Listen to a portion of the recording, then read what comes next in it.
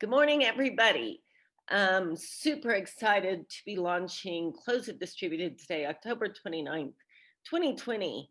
And this summit will be running through May 24th through 26th if the world gets COVID under control. We will be together for the close of Close It Distributed, celebrating the outcomes. They're going to be happening across the globe, thanks to this wonderful community of thought leaders from across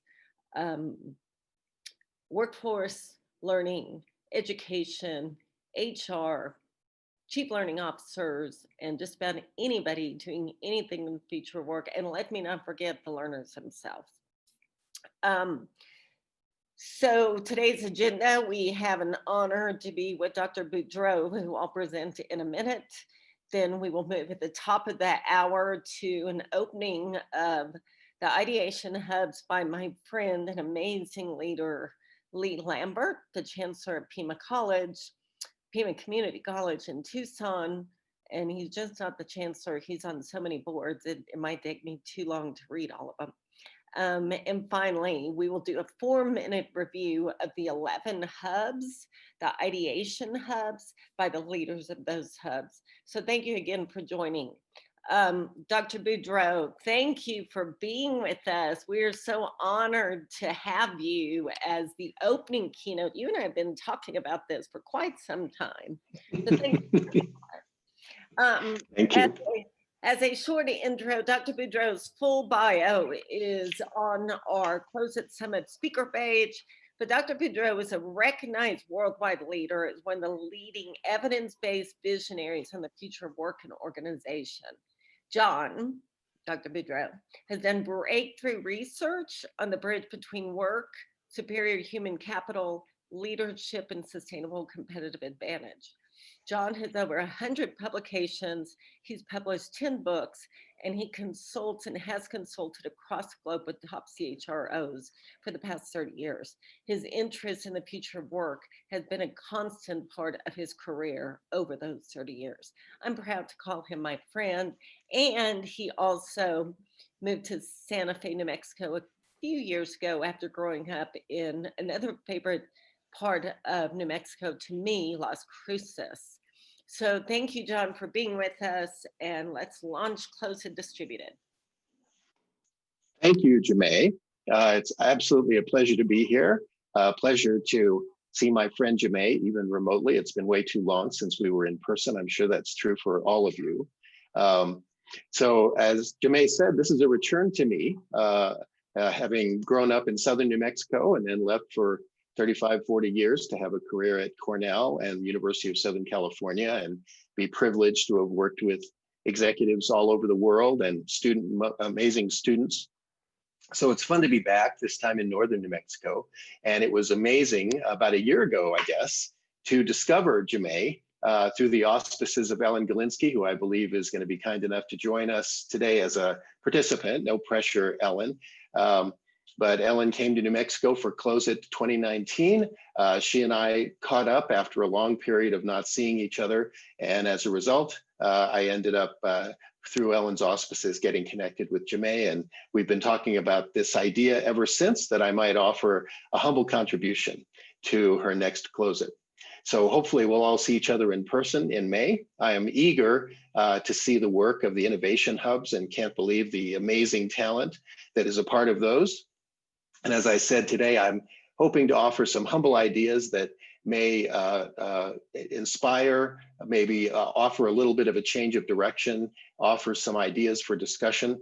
I'm very much a learner in this. So what I'm going to do today is present to you the kinds of things that I'm suggesting to HR leaders, chief HR officers, chief learning officers of the organizations that I work with, the kinds of things that I'm writing about.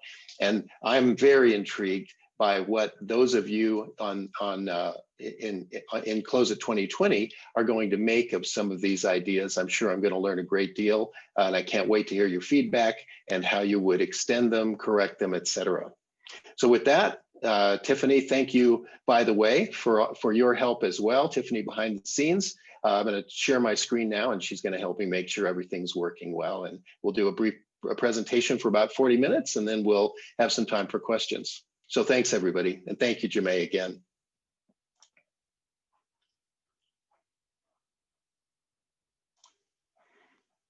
Okay, so this is me sharing. How do we look, Tiffany? Set. Great. Okay. So again, thanks to everybody. These are, you can see my contact information here if you decide that you want to get in touch with me. Let me start with this slide. This slide basically was what happened to me several years ago when I switched from the iPhone models that had a headphone jack to the iPhone models that never would ever again have a headphone jack. That moment in time for me was pretty disruptive. I spent a lot of time doing the kind of thing you see me doing here. You can see my wireless headphones in my ear even at this moment. So what does this have to do with work? Well, the reason I like this idea is that the iPhone is perpetually upgraded and it's perpetually obsolete. The one you had yesterday is a little different from the one you had today. It's always being upgraded. We could say, in a way, the iPhone is always being perpetually shifted, to use the language that Jemay has put together to talk about work and learning, et cetera. And so when I talk to leaders of organizations, HR leaders and others, what I say is that they need to become very accustomed to a world where the notion of work is changing all the time. Every day, there's a different work engagement that might do a little bit of a certain traditional job. Maybe it's a freelancer, maybe it's a volunteer, maybe it's a contractor, maybe it's borrowing talent from another organization. I'll talk about all those examples in just a minute. In addition, of course, everyone is concerned and aware of automation and how automation is affecting the world of work. Automation is the other element that every day can do a little bit of work in almost every job. Now, most of the time, those upgrades, so to speak, don't affect people fundamentally. They might make work a little easier, a little different, et cetera. But then there comes the moment, just like with the iPhone, when the work has been so substantially changed that really big decisions need to be made. What I encourage organization leaders to do is to understand that this is happening all the time and to have a framework to think about this so that they don't end up facing a massive change all of a sudden without any warning and having to then adjust in a massive way, in the same way that many people did when they lost their headphone jack on the iPhone. That can mean laying people off. That can mean realizing we don't have the skills we need and we're not ready to develop them quickly. That can mean that we haven't developed relationships with learning organizations and a learning ecosystem. So one of my big messages is think of work as perpetually upgraded, think of work as perpetually obsolete. And the other big message is to see that you have to kind of think of work and workers. What I like to say is they're melting. Now, what that means is that if you had an ice cube called a job, well, COVID has just accelerated the pace at which that job is being pulled apart into its tasks and then reconfigured to fit working remotely, to fit working with collaborative teams in a different way, et cetera. And automation does the same thing. In addition, we have workers melting. And what I mean by that is something all of you are probably much more familiar with than I am, and that is the notion that workers, rather than being seen as held in an ice cube of a job or a series of jobs or even an organization, are melting into their capabilities. Some people call it something like a skills-based economy, for example. Skills would be an example of how workers are being melted into their components. Jemay and I were talking about knowledge, skills, abilities, KSAs, which is a classic way of thinking about workers as something more atomized, more smaller, more deconstructed. And when you think about a world in which the parts of jobs are allowed to live on their own, and the parts of workers are allowed to live on their own, it opens up some really interesting opportunities and options for the way that we think about work and the way that work affects our society and workers.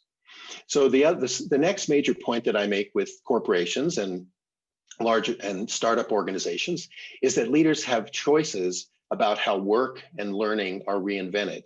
And it's up to the ecosystem of HR leaders, learning leaders, policymakers, et cetera, to help leaders think about what values, principles, frameworks, and decision rules they'll use. And today I'll give you a few examples of the frameworks that my colleagues and I have developed. One of them is this dashboard.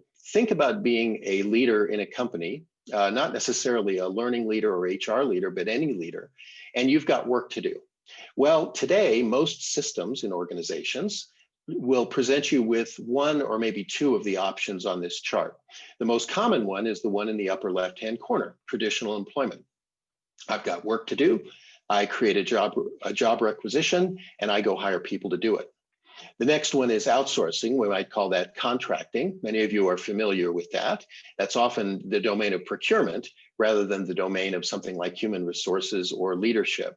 So you might get those two options. But of course, in the ecosystem of work, there are lots more options. There are free agents who are available either individually or on platforms. That's also reflected in the green circle down at the bottom left. In the upper right, you have alliances. That might mean borrowing talent from another organization and then deciding which organization would be employees. That's happening a lot right now as platforms are being developed so that organizations with surplus employees can find a place for them in organizations that need employees, like a hospitality organization partnering up with a retail organization or a delivery organization. If we move across the bottom, we talked about talent platforms. We might be using volunteers like customers to help you design new products. And then finally, robotics and artificial intelligence to the right. So my message is basically that these options may be only a few of the options that organizations have for talent, but that leaders should begin to be presented with many more options than just the first two. And that HR systems need to present these options. They need to be prepared to manage these options, whether it has to do with legal or compliance or making sure they're empowering and not exploitive. But that it's time to begin thinking this way, not because every job needs all of these options. In some cases, a job is going to be just fine, but because the trajectory of the future of work suggests that we're going to engage humans in very different ways. And we're going to have options for automation down at the bottom right.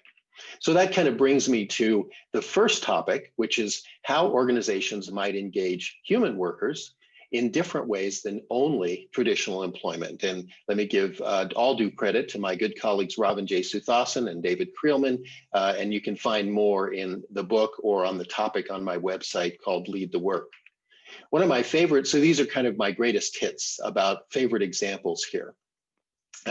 And many of them will have to do with large companies. And so I'll be quite interested to hear from all of you about your thoughts on how we might tap into maybe smaller companies, how we might tap into different arrangements that have to do with the learning ecosystem that you're building.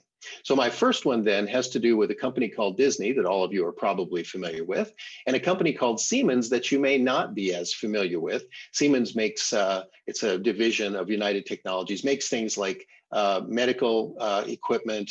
They also are involved in big infrastructure like monorails and elevators, et cetera. So it may not surprise you to know that Disney and Siemens for decades have had a partnership in which Siemens basically helps Disney build the things in the theme park. And I'll show a brief video just to give you an idea about that alliance. Basically, we're always focused on doing the impossible. And so our job is to figure out how to do the impossible. Back 7 years ago when we started using the Siemens products, we found that the Siemens company has very innovative, flexible, and safe product lines. And the other thing that is very important to us is these products are very reliable.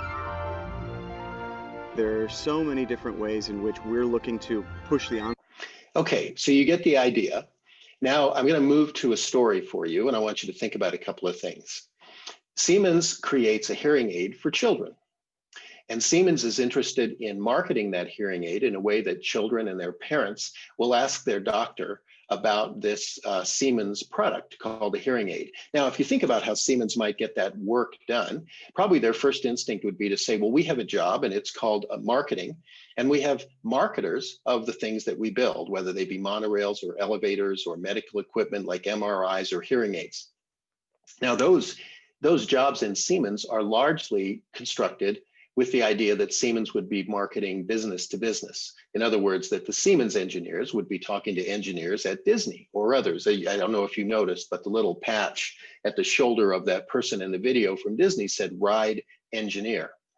Now, what happens if you ask those Siemens engineers to come up with the best story they can tell to children and parents? Well, I'm not sure what they'd come up with, but my suspicion is they want to show the parents and children the specification sheet and show the decibels and show the sound response. Interesting to engineers, but maybe not quite the right way to tell a story to children. So Siemens might say, I know what we'll do. We're going to go recruit for this job of marketing. And we're going to tell the best storytellers in the world that they should come to Siemens because they can market things like hearing aids and MRIs and monorails and other things like that. And what happens when you begin to get people to the interviews for recruiting? Well, lots of great people show up, but the very best of them, who have always wanted to be storytellers to children, will say what? Well, I think the very best of them will say something like, look, I know you've got a great company, but my aspiration has always been to work at Disney. So Siemens' dilemma is that the very best talent they need is right out there, but they just happen to work for another company. So how can Siemens form a partnership with Disney? Well, they did it in a very specific way by realizing that within the job of marketing, there was this little deconstructed part called storytelling to children and parents. And they realized that if they took that little part and they could move it across their boundary to a place called Disney, that they could get the Disney folks to help them with that storytelling part of their marketing. Now, this required a pretty intricate tunnel and an IP lawyer who took Siemens secrets to Burbank, showed them to Disney, and heard Disney's secrets about their characters, about what things were in the pipeline, to put them together to market Siemens products. The result is this. This is a picture from the Siemens website, not from that I made. And as I like to think of it as the bottom right territory is what the engineers did. You can see it looks very professional, blue and white, gray. You can see that spec sheet I mentioned down at the bottom left. Not, however, a great communication for parents and children. In the left and upper part of this, you see what Disney came up with, the Disney character carrying case. And if you look closely at that comic book, I'm not sure if you can see it, but in the middle is a rabbit. Well, it turns out that the story the Disney people came up with was a rabbit that doesn't hear very well. And the Disney characters helping that rabbit understand that there's nothing wrong with hearing differently. And in fact, there is this thing called a Siemens hearing aid that can help you. That's what was in the doctor's offices. Now the idea here then is that I'll do this in a couple of curves. These curves are pretty straightforward to understand, even though they look complex at first. Basically, the vertical axis, bottom to top, is low to high on strategic value. And the horizontal axis from left to right is the level of performance that someone might do. And I call that return on improved performance. That's the title at the top. So on the left, you can see what's going on at Siemens. The blue line shows what Siemens is good at. The difference between a low and a high performer on creating an innovative hearing aid is hugely valuable to Siemens. And therefore, they have a lot of people at the high end of that performance curve, really great at hearing aids. Now, on the other hand, marketing to kids, the difference between low and high to Siemens on the low side is a disaster, so that really breaks off. But you can see that in the Siemens world, marketing to kids doesn't come up much. So even the best person at Siemens is going to be, frankly, kind of mediocre at marketing to kids. On the other hand, at Disney, it's just the opposite. That's the right-hand curve. Disney's blue line of marketing to kids is where they excel and where they find very great value in high performance. So they'll have the high performers. Innovative hearing aids is not something Disney is good at. And so that's the green curve. If you'd ask people to design a hearing aid at Disney, they wouldn't be able to do it well. Siemens needs both blue curves. And when you think about just the storytelling part of the marketing job, you realize that you could get the best talent from Disney. So my first message to business leaders is, if you think about the assignment, let's call that the work, you need to think about how to deconstruct it, to find the storytelling inside the job of marketing in this example. If you think about the organization, you need to be ready to let your boundary be permeable. And you need to think about how permeable you'll make it. In the Disney case, they did it with a very specific IP lawyer and IP protections. And then finally, we have this issue of rewards. And I don't know exactly how the Disney people were paid or remunerated, let's say, for their work. But I suspect, having talked to the person who did it, that they might have been volunteers, because it's a big reward at Disney if you get to help children hear better. That's something you don't get to do very often. But because Siemens creatively opened this portal, I would bet that Disney could get some of their best people to do this on a volunteer basis. So the rewards need to think beyond traditional pay or benefits or an employment contract and think about things like sense of purpose and the opportunity to do something different. So assignment, organization, and rewards is the framework that we used in Lead the Work. Here's a couple more examples. I was fascinated for a long time with the world of Topcoder. Topcoder is a platform for computer coders and web designers, et cetera, that has now been purchased and absorbed by Apereo. So this slide was a couple of years ago. My point here is only this, that there is often a platform where the best talent in the world live and do work as freelancers or contractors. Probably some of you may actually have used a freelancer on a platform like Upwork or Apereo to design a website, to build an app for you, to do some coding, et cetera. You can actually find platforms that will give you a corporate officer. Small startup companies often use a platform-based relationship with a freelance CFO to do their finances, in addition to having freelancers doing their programming, et cetera. There are famous stories about some startups that have 3 employees, but have the equivalent of a staff of hundreds, and they've found that they can do that through freelance platforms. So again, here we are. You have to find the part of the work that a freelancer could do. It's seldom a job. You have to allow your boundary to open up, because you have to create a relationship with a freelance platform or a provider of contract workers. And then your rewards may look very different for those populations. Here's one of my favorite examples. In this example, all of the dimensions are turned to 11, so to speak. So we have a situation where the work was significantly deconstructed. We have a situation where the organization boundary was obliterated. And we have a situation where no one got paid in dollars, but they found very creative rewards. In this case, the story has to do with a very specific aspect of solving a problem about a vaccination for the AIDS virus. Now, this is a biochemistry problem, and you often use people who have the job of biochemist to solve it. But inside that job of biochemist, it turns out that there was a mathematical problem. And it has to do with how something fits together in 3-dimensional space, how the cure fits into the virus in 3-dimensional space. And the video you're about to see shows you a very creative way to find the best talent in the world to solve the math problem that is the little task inside the job and the riddle of biochemistry. In other news for you this morning, there is a group of gamers. They have cracked a scientific puzzle that stumped AIDS researchers for years, and they did it in just 3 weeks. Researchers at the University of Washington, stuck in a roadblock, put the problem to video game players using a program called FoldIt. The gamers quickly developed a protein structure that could help fight HIV and AIDS. And joining me now is Seth Cooper, creative director at the University of Washington Center for Game Science. Also here is Faraz Khatib, a postdoctoral researcher at the University of Washington Biochemistry Department. It's good to have you both on with me this morning. Seth, I want to start with you because your department created this game, FoldIt, which was used to solve this puzzle. So explain to all of us in layman's terms how it works, and were you surprised by the results? Yeah, so how FoldIt works is we're able to take the biochemistry problems that the scientists are working on and post them as puzzles in an online game.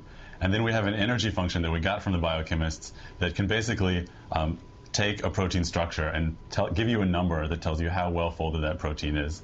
And so all the players who are playing the game are rated and ranked based on how well folded their protein structures are using this energy function and scoring function. And then we can take the best, highest scoring results and give those back to the biochemists for analysis. First, you set up this experiment using gamers that had little knowledge, little experience in biochemistry. Why did you want to enlist them to try and solve these really complex scientific problems? because in this particular case, every single experimental method had failed. For 12 years, crystallographers have been working on trying to solve the high-resolution crystal structure of this particular protein, and all those methods have failed. The latest and greatest computational methods to try to do this using supercomputers and all the computing power that we have in the world also failed. And so it was really a last-ditch effort and a hope that the gamers would be able to crack this. And we were. So I'll break this down a little bit in terms of the framework. Number one, I always find it so endearing to see those two PhD students and to have corporate leaders realize these are your workforce of the future for tough riddles. They don't want to work for your pharma company. They don't need a job with your pharma company. And they are the best talent in the world for certain parts of the riddles that you face. I've done a good deal of work with pharma companies in the R&D groups. And what you find is they're being quite creative about these alliances, whether it's with universities, whether it might be with think tanks, et cetera. But what I love about this one is it really takes this to the extreme. So let's think about what happened. As I said, inside the job of biochemist is this part of the riddle that is a math problem. So first of all, you can't get the solution unless you're willing to let that job of biochemist melt a bit. And you're willing to admit that your biochemists are mediocre mathematicians. And what you need is the best talent in the world.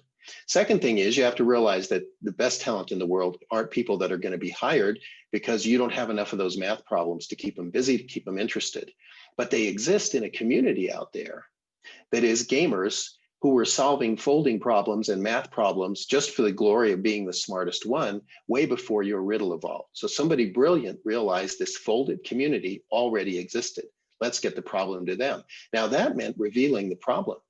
That meant letting your organization boundary down completely, giving this riddle to the whole world, and realizing that that part of your intellectual property was now going to be in the public domain and seen by everyone. And then finally, the reward. No one got paid for this, but the teams that figured out the folding problem got listed on the scientific paper that got published. I wrote a blog about this, and you can find the scientific paper link there. They got listed by their team names in the folded community. They got the bragging rights of being the smartest ones. And I think they also got a sense of purpose, because it's rare that their mathematical hobby would actually let them contribute to AIDS. So again, thinking carefully about melting work, melting the assignment into the part that matters and seeing that part.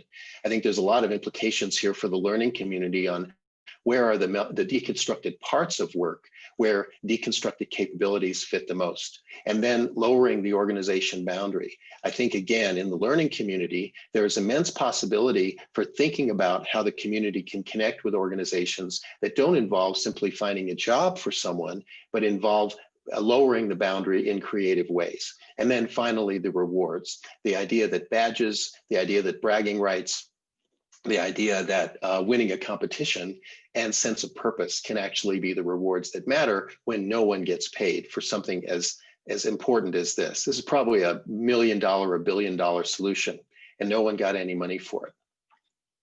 So then we'll turn to automation. And again, I want to give due credit to my colleague, Ravin J. Suthasan, and the book Reinventing Jobs here. When it comes to automation, then we have this new source of work that is different from human beings. So many people think of automation this way. I'll be interested in your community about where you think you are and where the people that you work with are. There's obviously a ton of attention to the idea of reskilling as a way to deal with automation, to the idea of where the responsibility lies for anticipating and then providing the skills that workers need. And very often it is portrayed in the way that this, this slide shows, which is that automation is going to make people obsolete. Very often leaders are presented with automation investments based on the idea of how much headcount will be reduced. Now, to be sure, there are other purposes of automation: lowering risk, making work safer, augmenting workers, et cetera. But very often it's portrayed this way. Now, what's interesting to me is that when you study automation and when you study how automation affects work, it's virtually never the case that automation can replace an entire job. And that's one of the reasons we wrote this book, because leaders were confronted with a framework, with a model that said, well, I'll automate, and then these people in these jobs will go away, and this job will be done by automation. When they tried to do it, of course, what they realize is you almost never end up with 0 people and then automation replacing them. What you end up with is you need 70% of the person, and 30% of the job is now done by automation. So it presents some really interesting dilemmas for leaders in reality, because now you've got 70% of the person, 70% of the work they did before as a human, you've got 30% being done by automation, and maybe the combination makes the human twice as productive. So one of the policy dilemmas, one of the organization dilemmas is, how would you set the pay for that person now? Should they be paid twice as much because they're twice as productive, or 70% as much because they're only doing 7% of the work? Now, that answer obviously depends on values, frameworks, decision rules, et cetera. And that's why I'm so fascinated with this area and with presenting this to you, because I think it's going to be defined not just by organization leaders, but by the whole work ecosystem. This graph is very, very busy, but I just want to point out a couple of things. What it tells me, this is Pew Research from a few years ago, the message of this graph is that most people in the US are afraid of automation and want to be protected from it.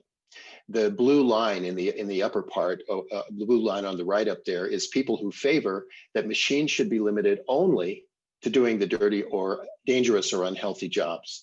On the bottom, the big part of the pie chart says 50% of people believe there should be limits on the number of jobs that can be replaced with machines. So people favor a public policy that would constrain organizations from automating in areas that are not obvious help to the workers. There's a great deal of debate about whether automation will be exploitive or not.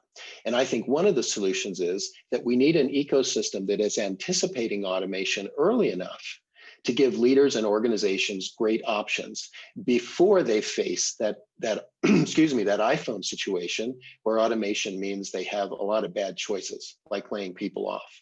And again, I think the learning community has a lot to do with providing the frameworks and the pipelines and the options so that leaders can see the upskilling or the reskilling implications of automation early enough to do it in an empowering way. So now some examples, or some frameworks and then an example. So optimizing human and automated work means leaders have to choose. First of all, they have to let work melt, because you can only see this at the level of the tasks. And then work gets reinvented around the automation. At the task level, automation can replace humans, and that's something we need to understand. Sometimes that's going to be necessary. Automation can augment humans. It can make them better at what they were doing, maybe safer, maybe more reliable. Jemai's husband, for example, is an investor in a startup that creates exoskeletons. I still have a reservation with Dave that I want to go to that organization and put on the exoskeleton just to see what it's like and get a few photos for this part of my presentation. An exoskeleton is a good example of automation that makes a human worker better at what they did before. It augments them. And then sometimes automation reinvents the entire level of work. There was a story I read the other day that in parts of Europe, they're trying to have trucking done remotely, so that truckers who would normally drive trucks are actually able to operate them remotely from their living room or wherever else they are. That may be a bit on the edge, but you see a lot of examples like that in the work that I've done in the book that Robin helped me write, many of examples that came from him. One of them was the idea that on an oil rig, the normal job is to have the repair team on the rig out in the North Sea or wherever. And when something breaks, the repair team detects it and they fix it.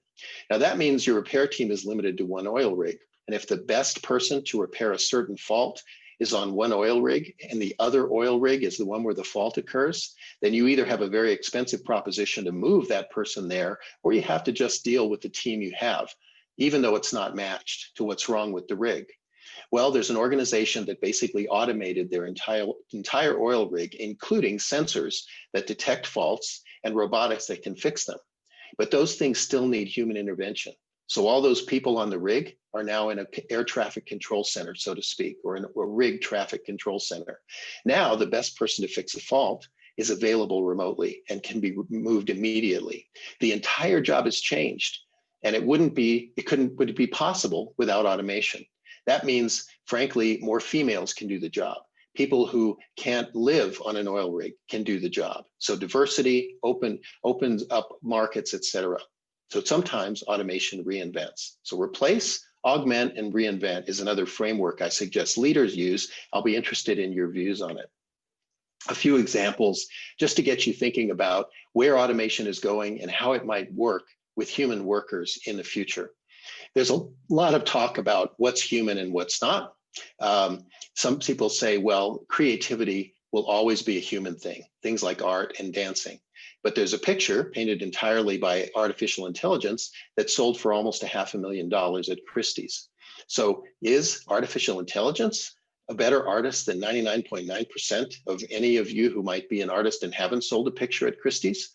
Here's an example that I like that really suggests how artificial intelligence will work with humans to do creative things. What you're going to see is a video, and the video depicts how automation can take an ordinary human and make them look like they dance like a ballet dancer. So you're going to see the ballet dancer, then you're going to see the humans awkwardly feeding in their dancing into AI, and then you'll see the result. There's the source, what we're trying to create. Here's the awkward dancing. So the next time you see someone dancing on video, is that a skill they really have, or augmentation with artificial intelligence? People also say, well, the interactive stuff, the social stuff will be safe from automation. Well, we need to think twice about that. Automation is reaching a point where we might call it a team member. We might call it a collaborator. Here's an example that's been around for quite a while of IBM's efforts to have Watson, their automated AI, become a collaborator to help oncology doctors figure out cures for cancer. Quote unquote, on its own. Now think about what this means. It's no longer a game man versus machine. It's man and machine reasoning together. Think about a group of oncologists coming together and creating protocols at Memorial Sloan Kettering Hospital in New York City and having Watson Debater at the table with all of the known medical information being brought in real time, in natural language, in dialogue, into that debate, into that argument, into that. So the idea here is that you've got a group of doctors. They're discussing and studying the literature about cures and scientific riddles regarding oncology. They can turn to a speaker on the desk and say, Watson, has anyone ever studied this question? And in an eye blink, Watson reviews thousands of studies and comes back not with a screen full of data, but in natural language says, here are the 3 major findings of the studies that have been done. Here are the 5 major questions the studies said are still open for investigation. Now, again, we're deconstructing the job of an oncology researcher. If you were good at the part of oncology researcher that involves looking up stuff, then yes, you've got something to think about because that part of the job is going to be replaced. But in fact, once you augment the oncology researchers by augmenting that part of their job, the other parts of their job, figuring out what the implications are of the research, et cetera, they become far better at that. So what we've done is every oncology researcher in the world is now at the top 1% in terms of looking stuff up, in terms of understanding the literature. And that allows them to be better at the rest of what they do. Here's probably my best example of thinking about automation as a team member or a collaborator. We may think songwriting must be safe from automation, but in fact, Karen Southern is a very famous songwriter, and famous not in small part because of how well she works with AI. And here's an interview about how she does it and what she thinks about it. Music-making AI software has come a long way in the past few years, to the point where it can co-produce an album like Taryn's. As a musician and producer, the idea of AI being able to do what I do is freaky. I met up with Taryn to find out about the process of collaborating with software. Maybe it's not as crazy as it sounds. Do you view AI when you're working with these platforms as a tool or a collaborator? I've been using the word tool a lot just in talking with you, but I do view it more as a collaborator in that it is giving me source inspiration material. So a piano doesn't just give me its notes. Right. And I would think more of a piano as a tool. Yeah, a tool is something we can wield, and a collaborator is something you work with. Something we work with. So yes, I would say AI feels much more like a collaborator. Collaborator and a tool, because I can also still tell it what to do. Right. You have power over it still, for now. Yeah, for now. I find that the most fascinating parts of these videos is the very last part. You heard the nervous laughter as they talked about whether you actually still have control over it. But what happens, and you can find lots of videos of Taryn Southern out there that are longer and show her process, is she starts a melody and AI says other people who've started a melody like this have often gone here. AI says this is the chord progression, or this is the drum beat that many people have used when they've started a song like this. She said a piano doesn't give her notes. She has to walk over to it. AI is actually giving her material that helps her think better. So if you think about this in terms of teamwork, in terms of learning, I think we'll reach a point where when we think about teams, we're going to need to think about not just the humans, but also whatever is the automation, AI, et cetera, that is augmenting that teamwork. I think this has a great deal to say about how learning happens, perhaps happening with a collaborative AI that is nudging or creating new habits or offering source material that helps a person learn what they need to know to adapt, et cetera. And again, I'll be quite fascinated with your own work and your own views about that as we get pretty close to questions. So I'm gonna remind you, I hope some of you are typing in your questions in the chat. Tiffany and Jemay are both monitoring that. And when Jemay and I turn to a discussion in just a couple of minutes, I'm hoping we'll have some questions from you to work with. So thank you for that. And now let me move on and move to our conclusion here. A couple more points. So if you want to understand how automation is going to reinvent work, Robin, my colleague, and I suggested in the book that first you need to deconstruct the job. That means let it melt. That means see the task within it, because it's at the task level that automation happens. You need to understand return on improved performance, those graphs that I showed you earlier about Siemens and Disney, because automation is very different if you're on the left side of the graph and you're trying to avoid mistakes versus when you're in the middle and trying to augment what people do well, versus on the far right-hand side where you may be exponentially improving performance by reinventing the work. Thirdly, we've got to think about all the automation options that are available to us. And then finally, let's realize that you're going to be perpetually reinventing the work as different tasks are replaced, augmented, and transformed. This is a slide that is very near and dear to my heart. I've just finished a couple of blogs about this recently. This new world of work, where work is boundaryless and you can engage humans in lots of different ways, where automation is a part of the work's supply.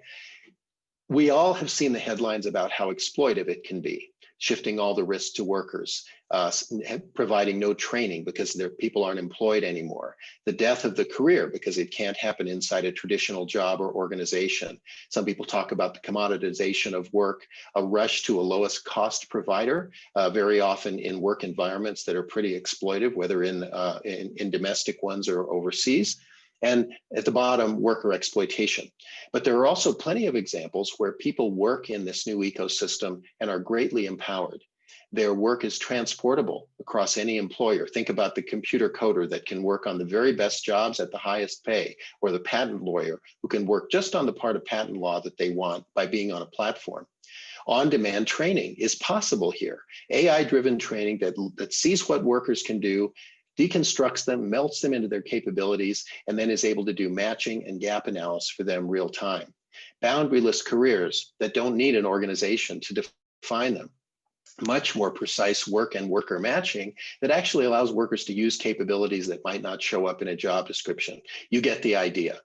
I think there are many factors that are going to determine whether this new ecosystem is more exploitive or empowering. Certainly public policy needs to come in. Certainly we need our policymakers and legislators to quit thinking about work as just embedded in a job, and the only kind of good work is work that is a good job, and think more creatively about good work that might exist on platforms or in conjunction with automation. But also, I think the learning ecosystem has a lot to do with determining whether this new work arrangement, this new system of work, this kind of melted, perpetually reinvented work is actually empowering. And for me, this is a slide I show every organization group that I work with and say corporations, organizations, et cetera, also will have a big factor in which side of this we end up on. So again, my conclusion here, leaders have choices. Work is being reinvented. It's going to be perpetually upgraded whether you're involved or not, and whether you do it systematically or not. The way to not be confronted by that iPhone without a headphone jack is to have values, principles, frameworks, and decision rules that are guiding leaders to navigate through this new work ecosystem. And for you, I would say, what's going to be the role of, and I love Jemai's term, the shift that has already happened? What's the role of shifted learning? And with that, I will conclude. There's a slide here that gives you my contact information. And there's also a PDF of the slides that I presented. So you'll find my contact information there as well. Again, I hope we've got some questions in the chat, and I will turn to Tiffany and Jemai to help with that in just a moment. So Tiffany, I'm going to do my best here to try to, or maybe you can unshare me. Gotcha, John. Thank you. Good, thanks. We do have questions. Thank you. So one of them is one of our hub leaders, Dr. Angela Jackson. Dr. Boudreau, in a new world of work that requires lifelong learning, who's responsible for providing training? Employers, governments, individuals, and how do we ensure that the people who have the most barriers are not left behind, which you and I talked about yesterday? Yes, indeed.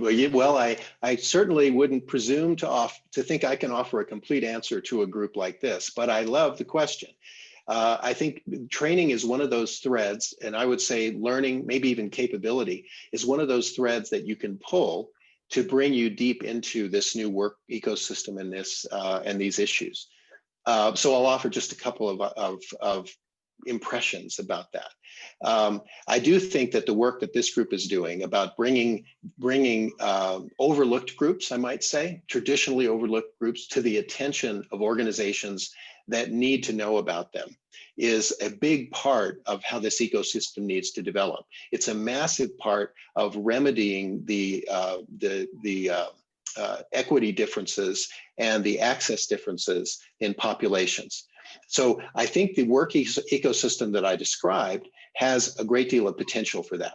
One can imagine that there would be one or a number of platforms, and of course, Jemai has been deeply involved in some of the tech on this, platforms that are using artificial intelligence to watch this ecosystem or market for work. I like to think about it, and I tell my colleagues at Google and Amazon and LinkedIn and other places like the IBM, that somebody really ought to be working on, call it the Amazon or the Netflix or the Google of work. The idea being that anybody from any group can walk up to this engine in the same way that we can all shop on Amazon. And after a while, the engine is going to learn about them, learn their preferences, in this case, learn their capabilities, and it's going to have access to a whole ecosystem of learning opportunities, community colleges, online learning, et cetera. And it's going to be able to show, the worker comes up and says, here I am. And it says, looking at you, this is what you're 100% qualified for within a driving distance of where you are. This is what you're 80% qualified for within driving distance of where you are. And here's how to get that additional 20%. So I envision a future in which the matching process is seamless, in the same way that we don't think that much when we're shopping about the algorithms and about the feature lists and all that stuff. Now, we're early days on that, but I'm hoping that's a kind of ecosystem where folks like you will fit in. I'd like to think that that ecosystem will create more equity, more transparency, and that it will allow us to value work that is, everybody agrees, is unbelievably invisible and undervalued, like home care, where the capabilities of home care could actually find a market. Thanks, John. So we have quite a few questions. So I'm going to take Mike Doltler's last one because I think this is a good one. He had several, but do you know of examples of where companies have really nailed internal talent marketplaces? And any thought of what the capability or technology is going around that? You know, there are lots of really good examples of organizations that are doing innovative things. You know, nailing it is something that is always a moving target. So I don't know that I necessarily want to get into evaluation, but there are certainly traditional talent models that are becoming more open, allowing careers to move across organizations. A lot of consulting firms have moved to that idea that it doesn't all have to be an up or out kind of thing. A lot of progress in, although the economic numbers suggest not enough, in giving caregivers and others an opportunity to step off a path and then come back. But one that I really find innovative, remember I talked about those freelance platforms for coders and web developers and others. There's a real movement these days to creating those platforms inside the organization as what they call internal talent marketplaces, or inside gigs, where someone with a job to do posts it as a series of tasks on a platform, and people all over the organization can volunteer. My favorite example is Disney, where Disney had a task which was voicing over trailers for some of their advertisements for movies, etc. Anybody could apply, and it turned out one of their accountants went on the platform, had a great voice, and now that person has a regular job as an accountant at Disney, but a gig as a voiceover at Disney. And, you know, I'm not going to hijack this, but I want to just say that you and I talked about, okay, the Disneys and the AT&Ts, which AT&T is a sponsor. I love them. They've now released AT&T Learns, which is an open source community from the AT&T Academy. I think they're the first company that has taken the internal academy and made it available to everybody. Yes. But what we're going to have to tackle as part of the closed community is 80% of all companies are small businesses, and they do not have that. So how do community colleges, workforce boards really that? And I think Lee Lambert will speak to that. Another good comment question, I'm going to do a couple more, is Kevin Drum, who is from your old part of the country, John, SUNY Broome in New York. Yeah, know the area well. The Christie sale was likely due to a first purchase as much as the art itself. Wouldn't we expect AI art to be just one more good artist, or maybe even more AI artists, but not supplanting the artists?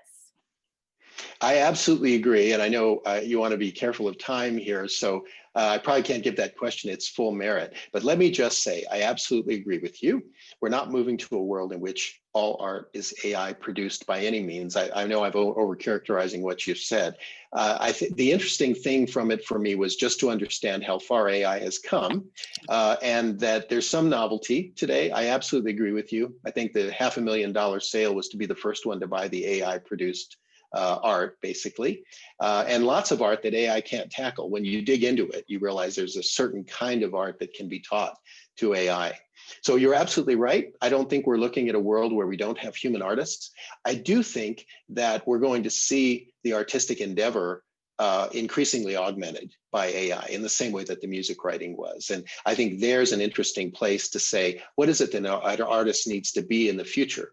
Maybe an artist needs to be someone who is good at working with AI, and the best artists in the future will be the ones who create that balance beautifully and know when to let the AI do it and when they need to do it. Well, just as a sideline, for part of Close, we are going to have the National Dance Institute of New Mexico dancing one day in our meeting, and I hope that you can put me doing that ballet. You know, the software is out there.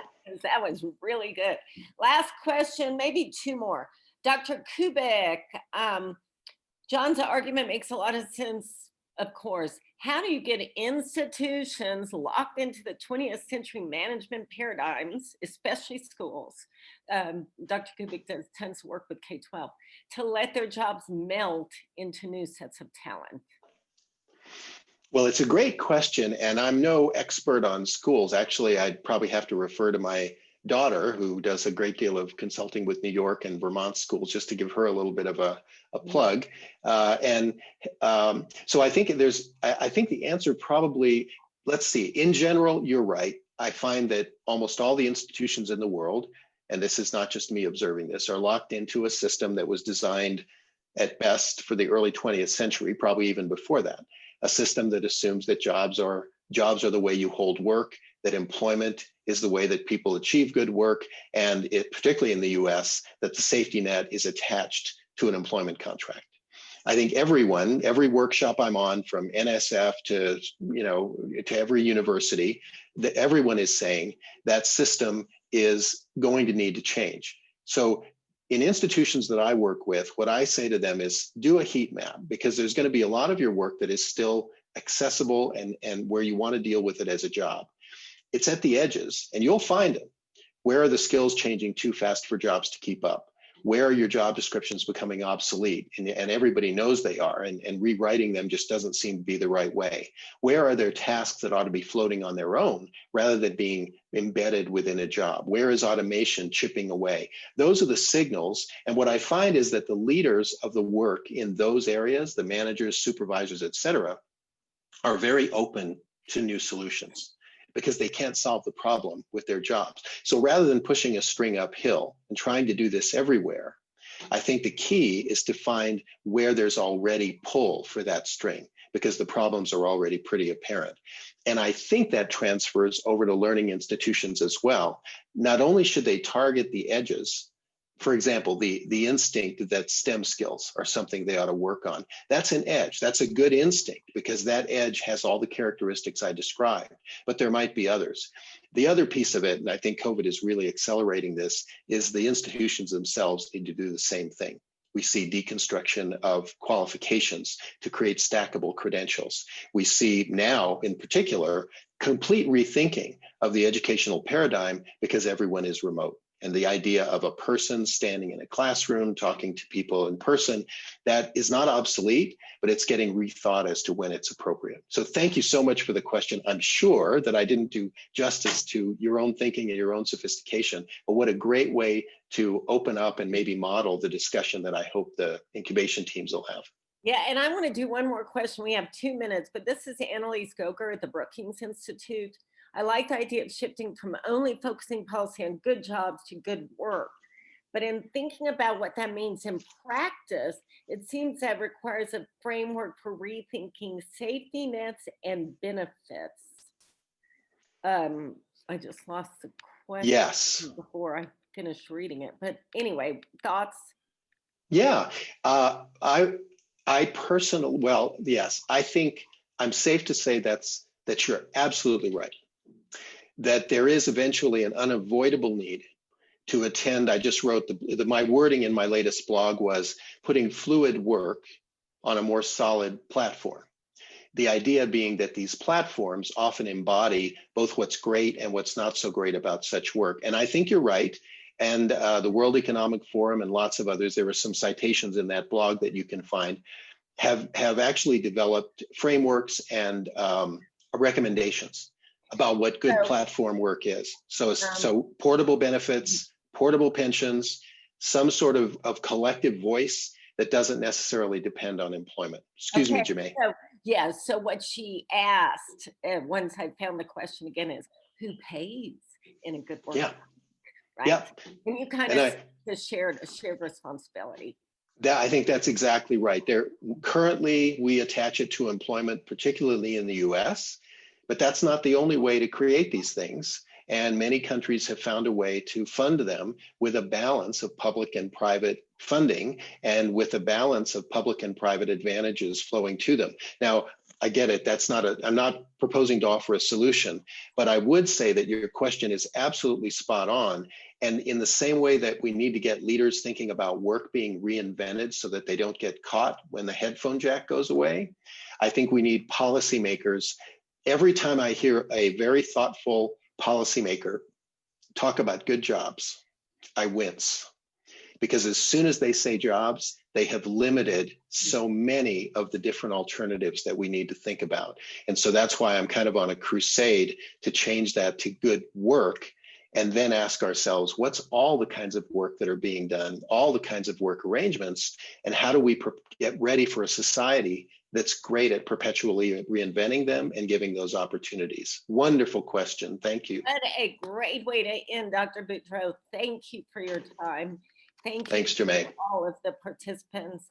And now I'm going to move right along and introduce, let's see if, well, you aren't going to see that.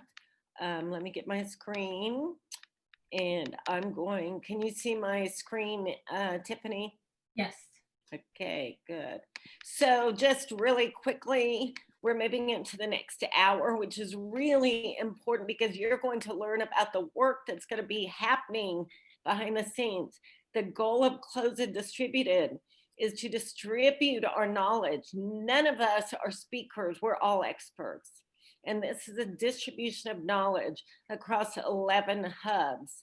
And when you register, if you haven't, because everybody here has, but we're going to push this out to 20,000 people. Just see what happens. Why not? And push it out on LinkedIn. And I'm sure Lee Lambert will share it on LinkedIn and Pearson and others. And we're going to get as many knowledge leaders as we can into this community over the next 7 months.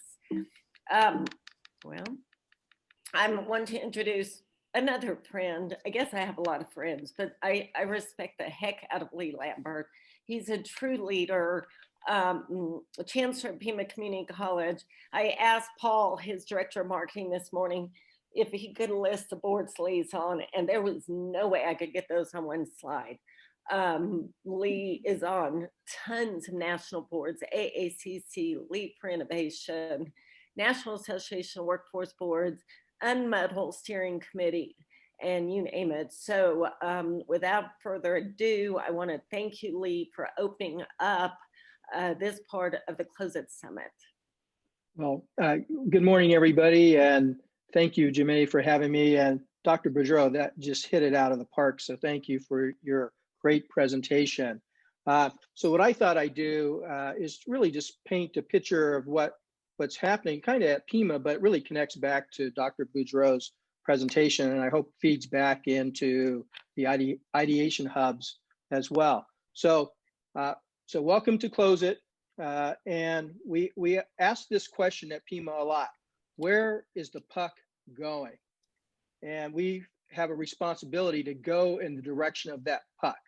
Also, as leaders, we feel like we have a responsibility to not just be responsive, but to help be part of shaping the future of where that puck is going. So if you all could just close your eyes for a moment, I'm going to share a little story with all of you. So can you imagine from Long Beach, California, going through Arizona, through New Mexico, into Texas, across the Gulf Coast states, all the way to Jacksonville, Florida, a virtual railway? Well, guess what? That is not stuff of science fiction. This is actually happening as we speak. In fact, Pima Community College is partnered with a startup called Too Simple, who has built an autonomous vehicle technology that is being deployed on the roads as we speak, from Arizona to Dallas, Texas. And the goal is to move freight from Long Beach, from the port of Long Beach, all the way through I-10 that dumps out at Jacksonville, Florida. So they came to us and they asked, well, actually what they said to us, we know our technology, the autonomous connected technology, is going to displace the single largest employment opportunity for males in the United States, and that's the truck driver. Can we build a curriculum together that ensures that they still have a future in logistics and trade? And so in less than a year, we built that curriculum with them, and it layers on top of the CDL, and it is short term, and it can be done both non-credit and credit. So it's exciting when you start thinking about where the puck is going and helping to be part of shaping the future and having conversations with these innovative companies that are building off of concepts like autonomous, connected, electrical, and shared. And by the way, that comes from McKinsey, ACES. And what's driving all of this? Pat Gelsinger wrote a great article about the 4 superpowers. And he's not talking about countries. He's talking about AI, mobile technology, cloud computing, and the Internet of Things. Are you talking about those things, and are your programs starting to integrate those pieces into the curriculum, into what you're offering folks? And so when we think about this exciting Industry 4.0 world, where we're really integrating the physical with the digital in a way that was not possible before. And so we start thinking about that human plus machine. And I think Dr. Boudreau really did an excellent job of showing the machines aren't going to replace us. We've got to understand where it all connects up so that we still have a place. And that's the work that's happening at Pima Community College. And as the World Economic Forum challenged us before COVID, that we will need to reskill 1 billion individuals worldwide by 2030. That's a third of the global workforce, about a third of the global workforce. And so what is that going to require us as higher education leaders to transform what we do to be able to help power our communities, to go from, I like that phrase, good jobs to good work. And I think some of it, and I go back to the work that McKinsey has done, where they've said the fastest growing segment of the skills is digital, followed by the social, emotional, and the higher cognitive. But are we doing enough to integrate all three of those into what we do? And so let me give you some examples of beyond the too simple example that I gave that really starts to build off of this. So we partnered with Caterpillar, and we built an applied technology academy. And the reason why Caterpillar came to us is they were concerned that as engineers were coming out of the universities with great theoretical knowledge and talent, it was costing them a lot of dollars in rework and loss of time, et cetera, because the engineers did not understand that you can design something, but it can't be machined. It can't be welded. You get the idea. So we built this academy to bring the engineers to Pima and expose them to the CNC machine and how that works and how parts are made, et cetera, and get them connected more to that and get them more connected into the welding process, et cetera. And so interesting enough, then Raytheon came to Pima and said, we want in on that as well, because we face similar challenges with our engineers. And then the University of Arizona came to us and said, we know we have to do better. Can we partner? And so it started to, as you can see, just by opening up and thinking differently and realizing it's not about credit versus non-credit. It's about getting the skills that folks need for a lifelong journey. And so that opened up a wonderful partnership with them. We've also say to our small business community, think of us as your training arm, because many of our small, medium enterprises in our community do not have the ability to stand up a sophisticated professional development regimen. So we built, partnering with one of our local SMEs, a model around how to leverage the educational benefits that business can offer their employees and offer, and then they can take a tax write-off for that, but also provide opportunities. So we figured out a way to build a model together. And now we're taking that to all the other small, medium enterprises. The other thing that we've done with our small businesses, we realize we're a platform. And so we can bring in some of the best work across the country. And for example, robotics. So we brought in a whole presentation around robotics so that we can expose small, medium enterprises how to integrate robotics into what you're doing. Because as the OEMs become more sophisticated and need more sophisticated parts, et cetera, well, these small mediums who are suppliers to them, they have to keep up and they have to produce at a level of precision that is very hard to do just from the human side of things. So robotics was something that we exposed them to and brought those best practices and experts to help work with them.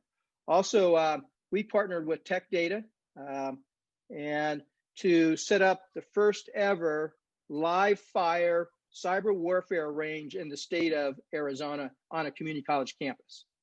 And we're the only public institution that has cyber warfare range, and I think it goes back to what Dr. Boudreau was talking about, where you have a freelance platform, because that's what it really is. And so professionals from the cyber world come to our cyber warfare range to go into the dark net and do things they couldn't do in their companies. And then our students get to work with them to learn from these professionals. And so what's happening is companies are coming to the cyber warfare range and saying, can you hack us so we can find our vulnerabilities and so we can build better systems to fight back? So some really exciting things are happening when you start to think about where that puck is going and being open to new ways and not being afraid to take risks. Believe me, when I introduced this idea to my board, they first were very concerned that Pima would be a target for hackers, and that we're pulling. And we've worked through all of that, and now we're doing this very innovative thing. We're also working with Unmuddled to build the very first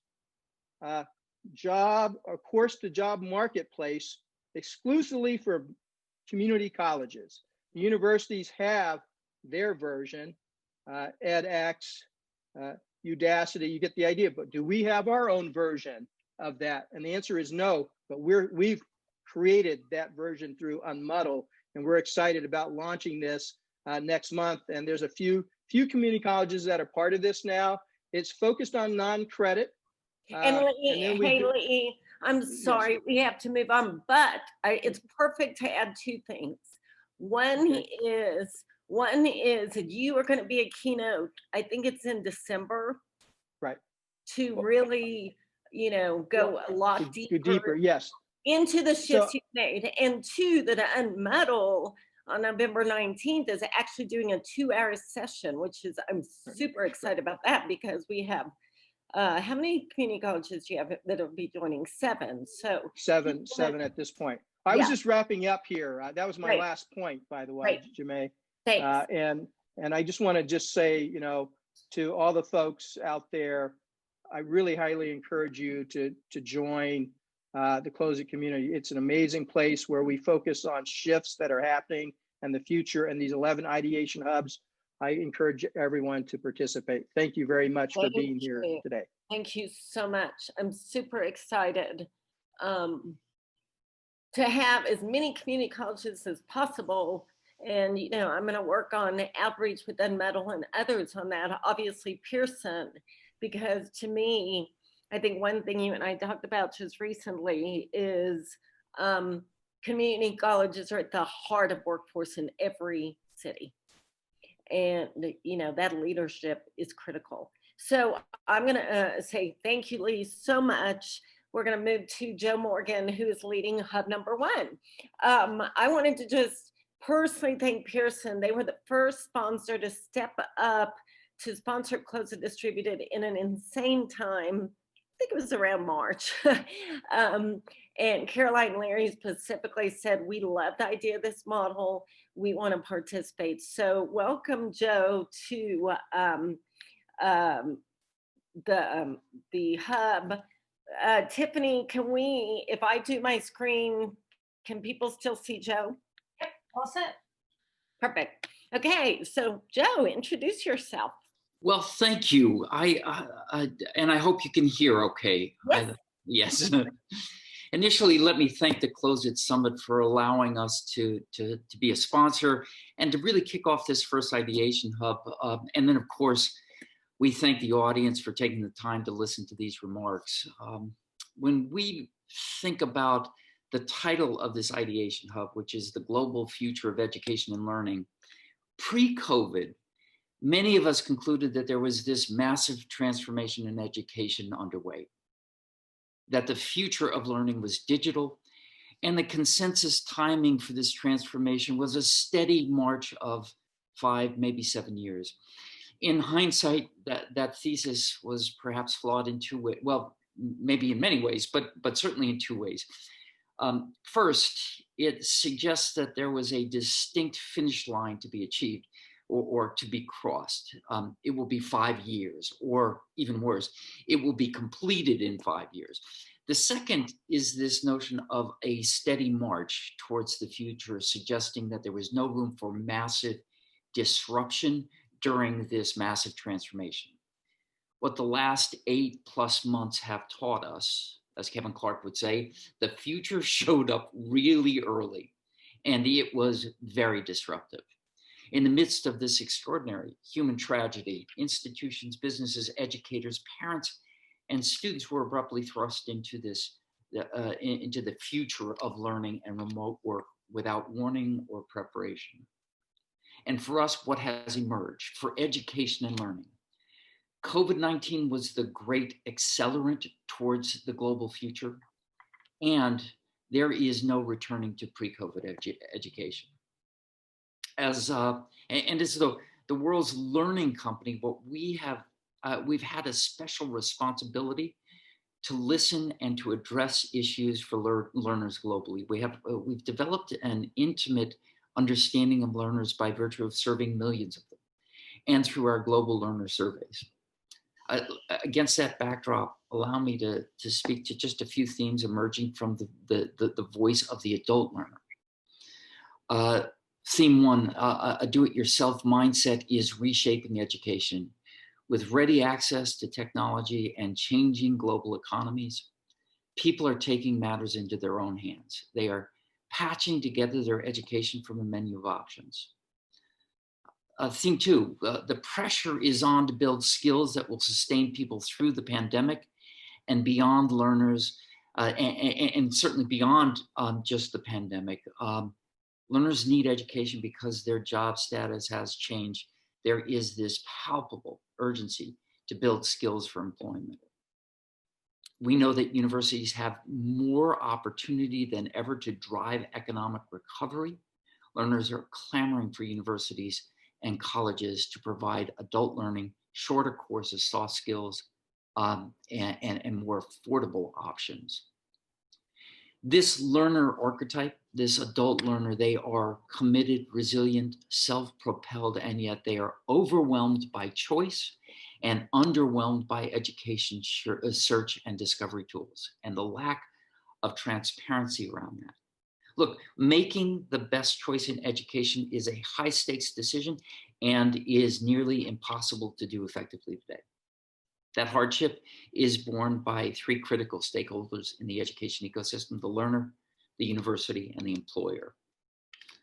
What we know from this research, a learner who is faced with information overload and information processing abilities that are narrowed, they then narrow their attention and evaluation to a subset of institutions, regardless of whether that institution is the best fit. And so what Lee was talking about, his institution has wonderful, wonderful opportunities. It is a best fit for certain opportunities. These students are so frustrated that 27% of them, almost 30%, abandon the process of search before deciding to enroll. They do not enroll.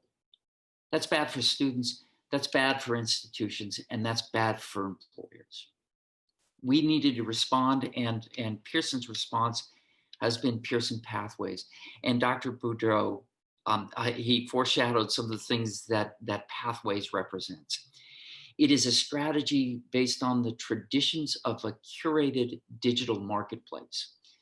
Pathways, what we believe it represents is the first learner-centric personalized search, comparison, and recommendation engine for online education. We intend to radically simplify the education decision-making process, and by providing access and transparency to education, non-degree to full degree, single course to PhD, we remove boundaries to learning and allow that learner to make an informed choice. They own their education, they own their outcomes. Really good for the student, for the academy, and for the employer. So I'll leave with this remark, and that is, in this time of uncertainty, we are certain about one thing at Pearson. Education has the potential to improve lives and enable economic mobility. It is the single biggest force for change in our world. we must ensure that education can continue to deliver hope and opportunity through access, through equality and transparency. And with that, I turn it back to you, Jamae, and introductions to the first hub. Thank you so much. Oops, I don't know how I got that. Pearson, you all have a keynote in January, I believe. I'm not sure exactly if it's you or who, Joe, but Pearson is helping oversee a big umbrella of the future of global education, which will include work happening globally. And as we find different speakers and the hub works, you will see a lot more. The impact is to really put learners at the center, that they will benefit, and that we can really uncover through this hub ways and unlock the talent and opportunities around work, not a job, right? Same thing we've been talking about. So thank you for that. I'm going to turn it now to hub number 2, being led by Luther Jackson and Phil Jordan. So I'm not sure which one of you wants to take it first. Thank you, guys. I'll go ahead. Thanks, Jamae. It's great to be here and great to be with everyone. So my name is Luther Jackson. I work at NovaWorks, which is a workforce development organization in Silicon Valley. And I'm joined today by my co-hub partner, Phil Jordan, who's a vice president at BW Research, which has offices in Massachusetts and California. So Phil and I have spent some considerable time working regionally and nationally, looking at approaches to identify and nurture diverse talent and to get that talent on the field. And our goal with this Close It project is to convene some great thinkers and doers to develop and test career mobility success formulas. And by the way, Phil and I had the pleasure to lead a workshop on this topic at last year's Close It conference. So we're excited to be back in the game. Next slide, please. Thank you. So I think Mitch Kapor from the Kapor Center in Oakland does a nice job of really capturing our problem. But to delve deeper, I'd like to introduce you to our friend Abel Regalado, who's pictured here. So Abel is an Oakland, California resident, and when he was about 15 years old in high school, he decided he wanted a career in tech. And he said, well, okay, if you want to get into tech, you go to Cal Berkeley. That's just the thing you do. But the problem was that Abel's from a low-income household and didn't have a clear defined pathway to Berkeley. So he went on an arduous, self-directed journey, which took him from CBO tech training programs to community colleges, to coding boot camps, and to an apprenticeship. And now at age 20, he is a Silicon Valley software engineer. He's got no degree and no college debt. Now, there's two ways of looking at Abel's story. One is you could view this as a modern Horatio Alger story, where hard work and perseverance and pluck, you can get ahead and make it in this world. But Phil and I really ask a question. Why does a young man with Abel's talent have to travel through such an obstacle course in order to make his contribution to the regional economy? Why is this so difficult? You know, if Abel were a basketball star in Oakland, California, college coaches from around the country would find him. There are systems in place throughout the country to find athletic talent, regardless of your background. So at Close It, we will focus on topics of career mobility, career awareness, mobility knowledge, which is contributed by our friend Jasmine Hill at Stanford, which is this discerning what's the best career for me and how do I get there? And also, of course, addressing some of the severe structural barriers in our society. And we will pilot solutions to help get talent like Abel on the field to build communities and boost regional economies. Thank you. Thank you. That's awesome. Okay, hub number 3, Esteban. Hey. Hello, good morning to all of you. Greetings from northeastern Mexico. Thank you very much for inviting me to this really interesting distributed idea. Well, I'm in charge of hub number 3. Our main idea is to actually connect you and to collaborate with the rest of the continent. My name is Esteban Venegas. I'm in charge of the Observatory of Educational Innovation. We try to analyze and disseminate the latest or more important trends on educational innovation, the intersection of technology, innovation, and education. And we do it by producing open educational resources from webinars to white papers to podcasts to whatnot. We have a very strong presence in Latin America, and we also we're one of the few units in my university, which I will talk in a little bit later, to produce content in English. So the idea is that all this content, all these connections we've made will be helpful to all the people that attend CloseIT. A little bit about my university, Tecnológico de Monterrey is a private, not-for-profit university in Monterrey, Mexico. That's in the Northeast.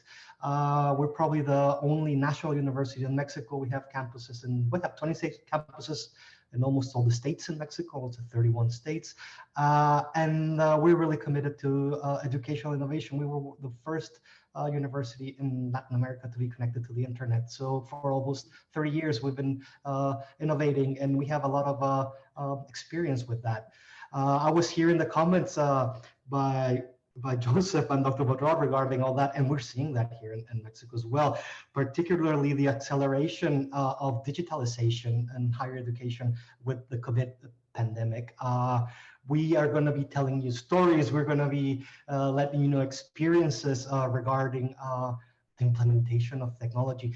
For example, in Latin America, we just did a survey with Inter-American Development Bank, and 30% of teachers say that they don't have enough skills to deal with the new technology put forward by this COVID pandemic.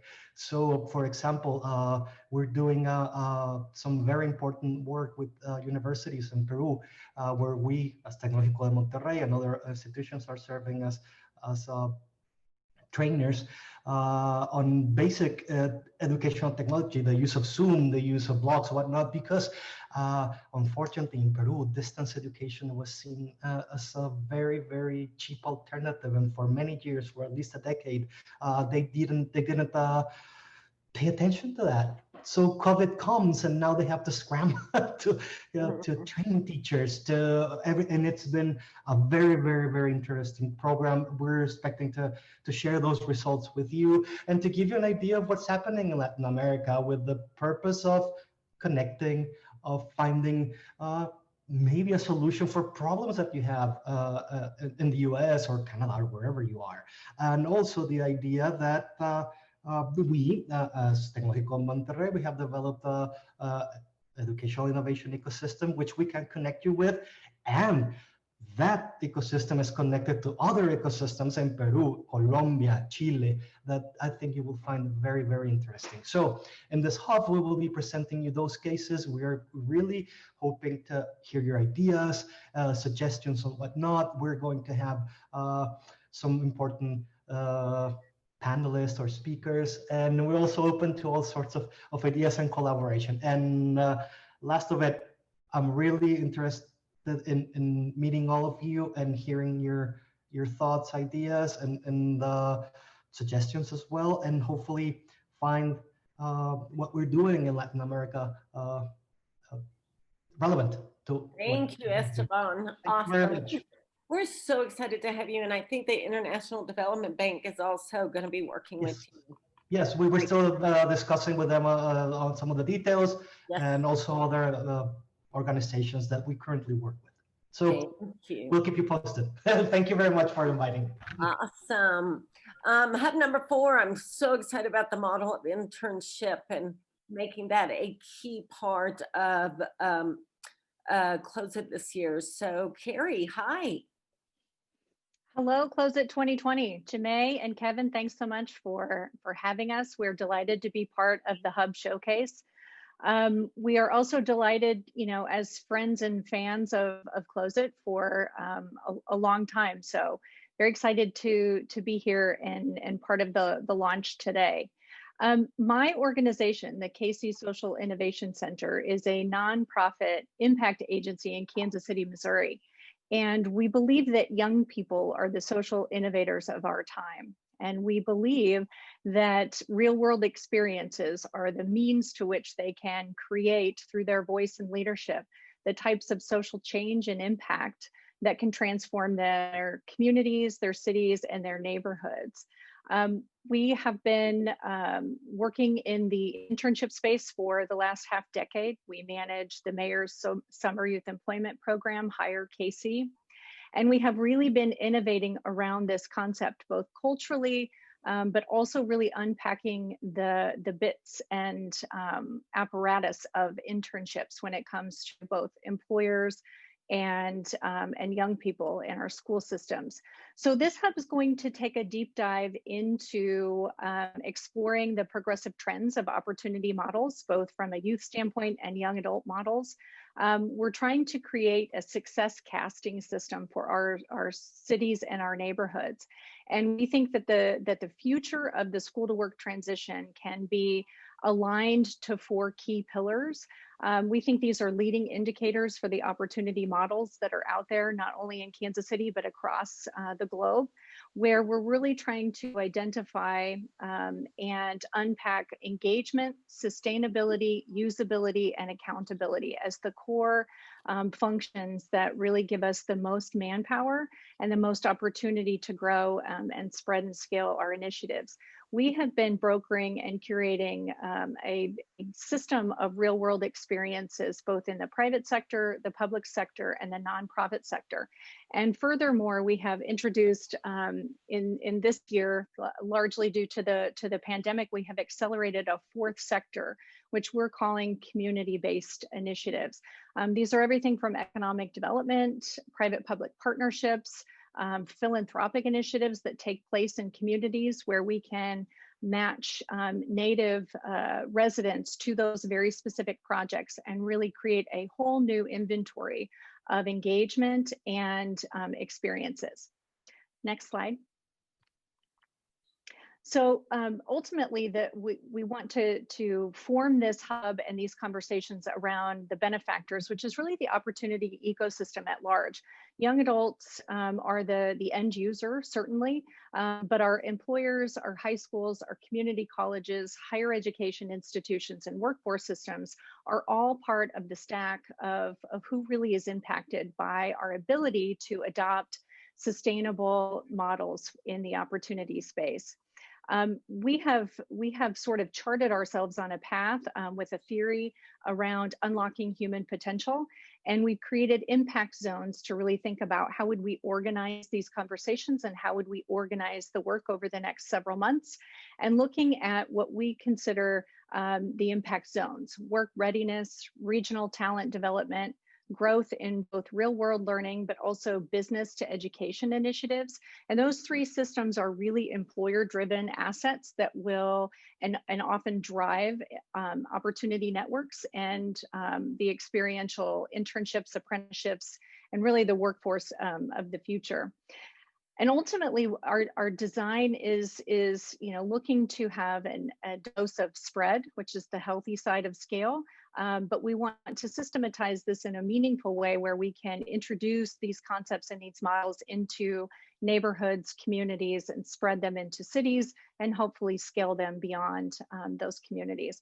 But that's what we plan to do over the next several months, is really explore these progressive models and get that input from folks like you guys across the nation, and help us contribute to unlocking human potential through young adult models. So we're looking forward to the next several months. Thank you. Thanks, Carrie. And also you'll be hearing from Ryan in a minute about the Learner Hub, and Kansas City Social Innovation is also going to bring learners. So we're excited about that. Young adults. Number 5. Hi, Karen and Cindy and Mike and Patricia and hey.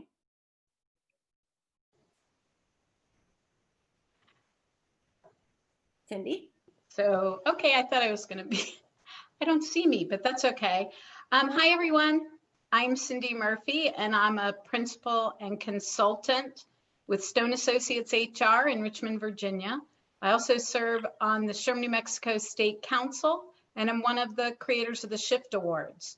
I want to recognize the other leaders of this hub, Mike Dolworth, founder and CEO of Executive Networks, Patricia Franklin, the Network Director of Executive Networks and Chief Learning and Content Officer for Flourish, and Karen McCool, also a principal and consultant with Stone Associates HR, and also one of the creators of the Shift Awards. Close-it has given us the opportunity to create a space for HR, talent, and other business professionals to share ideas regarding hiring and workforce development initiatives that create new pathways to economic employment, especially for disadvantaged and marginalized populations. We're really looking forward to hearing your ideas. We want to mention the Shift Awards, which were developed through a partnership between Innovate Educate and SHRM New Mexico to recognize employers that are already implementing hiring and training initiatives that focus on skills and training rather than on college degrees, especially those focusing on often overlooked populations such as minorities, persons with disabilities, veterans and military spouses, and the formerly incarcerated. You'll find more on the awards and how you can apply or nominate another organization on the closeit.org website. And you can also take a look at the initiatives of the organizations honored last year from that website or here in Hub 5. We'll move on. There we go. And talking about the Shift Awards naturally leads us to SHRM, the Society of Human Resource Management. SHRM has 4 initiatives that will really connect with what we're doing here in this hub, and at least part of what we want to explore. The Getting Talent Back to Work initiative, which highlights efforts geared to second chances for the formerly incarcerated.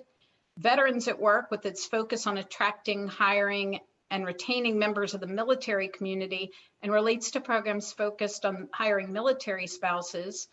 Employing Abilities at Work, the initiative to strengthen the skills and abilities of business professionals to hire, develop, and retain individuals with disabilities.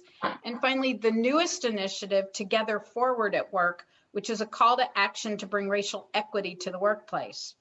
Executive Networks will be offering insight to the hub in a variety of ways, including by drawing relevant information from their Back to Better webinars, which is a collection of resources developed for senior executives for navigating the future of work post-COVID-19.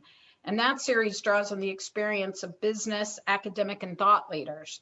Again, we welcome you, and we're looking forward to developing ideas to share with everyone involved with Close It and the distributed event that we can bring back to our own workplaces and to our communities. We hope you'll encourage others to join us here over the next 6 months, and also hopefully live in May in beautiful Santa Fe, New Mexico. And we thank you for being here. Thank you, Cindy, and your whole team of folks. And I'm excited about SHRM's engagement, SHRM New Mexico engagement, and all the HR leaders that are so critical to this conversation. Okay, my friends at NAWB and Road Trip. I think, Tim, are you speaking from Road Trip and NAWB? Yeah, you're stuck with me for a few minutes. So, Jemay, thanks for having us all together, and good morning or afternoon, depending on where you are in the world at the moment. So, we're partnering with NAWB on this hub. I want to acknowledge Lindsay Amick from our team, who's doing a lot of the heavy lifting in the background, and Ron Painter and Mel Anderson, who are helping us craft what this can and should be. Obviously, the future of work is what we're all touching on here, and I think Joe put it really nicely at the start of this conversation. The future showed up really early, right? Everything we knew would be happening over the course of the next several years and decades is suddenly upon us. But regardless of whether COVID had landed on us this year or not, there's a piece of the future work discussion that we find is often missing. And that's really how all of that changing landscape affects the individual, right? The person actually going through it, which translates to the folks who will be going through it. And what I mean by that is thinking about the conversation that us, so-called experts, as Jemay calls us, have about the future of work. There's an element of excitement for us, I think, about figuring out what's going to be happening in 5 years or 10 years or 20 years, or how industries will be affected by automation, or just things that we don't see coming, for example, right, that are going to change the timelines. But that's a very scary and frightening thing for somebody who's either at the very beginning of their journey or does not have any sort of career momentum in figuring out what their next steps are going to be. But when you start to break down the stories of the individuals who have gone through these changing landscapes and see the changing landscape as an opportunity to do things differently, to find new spaces to have an impact, especially those who are from backgrounds who are not always supported by the system as it currently stands, suddenly the uncertainty about the future of work can become a bit more of an opportunity than a frightening story that's not even worth trying to put your energy behind. So by taking content from previous projects we've done here at Road Trip Nation and projects that NAWB has done over the course of the last couple of years, we'll do our best to personalize the future of work conversation in a way that makes things a little bit more personal, right? But also a little bit more hopeful as we all try to solve this this massive problem that this incredible group of folks is trying to address together. Great. Let me give a couple of minutes for people to see the slides. Sorry, I didn't catch up with you. I'm super excited about you two joining forces, and can't wait to push out some of the road trips. And I'll be working with Lindsay on getting those out to the community, sooner than later, and appreciate both of your organizations so much. Thanks. Number 7, Angela and Varun with New Profit. Hopefully a lot of people know what you're up to with the X Prize and MIT Solve, and you've been a great partner of Close It for several years. So thank you for being with us. And thank you too, Jamae. You've just been an amazing thought partner to me. To those of you who haven't met, I'm Dr. Angela Jackson. I'm a partner at the Boston-based venture philanthropy firm, New Profit, where I lead a $15 million future of work investment fund. As many of you all know, that we are facing that future of work that has become the present of work, and we're facing this double pandemic of racism and COVID-19. At New Profit, we are obsessively focused on how we create a future of work that works for everyone. And we're doing this through our partnerships and through our investments. We, like so many of you all, we want to get back to a normal, but a normal that actually works for more people.